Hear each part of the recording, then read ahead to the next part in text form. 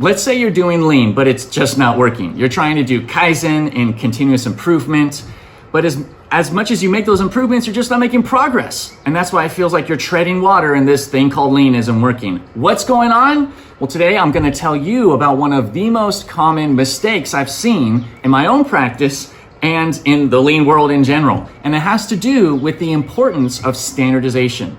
You see, it's way easy for you to get excited about improving. Let's do that. And a lot harder to get excited about standards, right? And here's the problem with that. Here is a tool tray that we've been using in the donut kitchen, and it's an improvement. How awesome is this? Kaizen foam, everything has a place, it's well 5S'd, it makes things way easy. But here's the issue. This tool is way too flimsy, we've discovered in practice.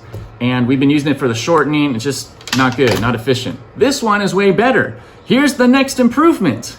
But people get excited about this and then just kind of move on, and they introduce the new improvement and don't take the time to standardize it. Why is it that this tool foam doesn't have the new tool in it? It's because I'm not standardizing enough.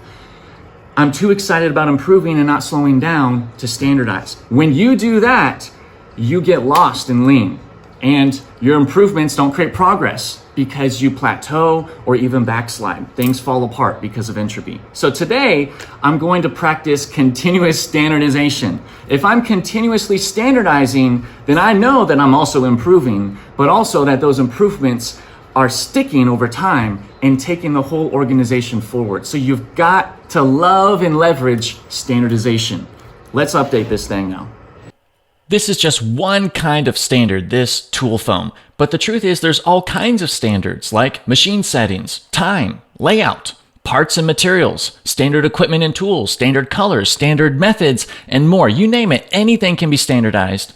It's so important that you get this that I have an entire course focused on standardization and standard work. Check it out at the Lean Smarts Academy. And here you have it, the updated standard. It's not enough just to improve and say, hey, we got a new tool, but you've got to standardize your improvements. Do that, and you can get progress in this thing called lean and be light years ahead in much less time.